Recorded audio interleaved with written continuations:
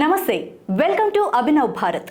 Puri railway station నుంచి తీసుకురావడానికి తనకు లగ్జరీ కారు పంపలేదన్న కారణంతో ఒడిశా గవర్నర్ రఘువర్ దాస్ కుమారుడు మరో 5గురు కలిసి రాజ్భవన్లో పనిచేసే ఉద్యోగిపై చేయి చేసుకున్నారు. చెంపదెబ్బలు, ముఖంపై పిడిగుద్దులు కొడుతూ తన బూట్లను నాకాలి అంటూ గవర్నర్ కుమారుడు ఆదేశించాడని రాజ్భవన్ సెక్రటేరియట్ విభాగంలో సెక్షన్ ఆఫీసర్గా పనిచేస్తున్న వైకుంఠ ప్రధాన్ పూరిలోని సీ బీచ్ పోలీస్ స్టేషన్లో ఫిర్యాదు చేశారు.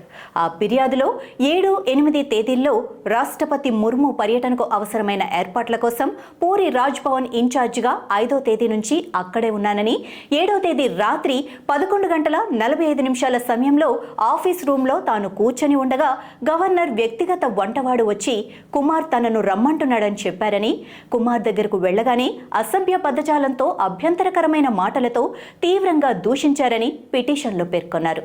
అందుకు తాను అభ్యంతరం చెప్పగానే కుమార్ మరో 5గురు తనను కొట్టడం ఆరంభించారని, దాంతో భయపడి ఆ గది నుంచి పరిగెత్తుకొని బయటకు వచ్చి దాక్కున్నానని, అయినా కుమార్ వ్యక్తిగత భద్రతా అధికారులు తనను వదిలిపెట్టకుండా శరీరంలోని ప్రతి అవయవంపై తన్నారని చెప్పారు.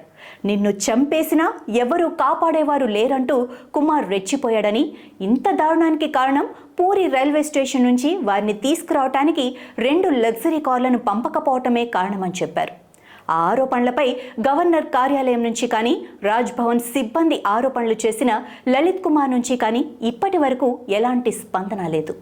నాయకులారా, మీ పనితనం మీ అధినాయకులకు తెలియజేయాలనుకుంటున్నారు. ప్రజలారా, మీ సమస్యలను మీ నాయకులకు తెలియజేయాలనుకుంటున్నారు. ప్రజా సమస్యల పరిష్కార వేదిక మీ అభినవ్ భారత్.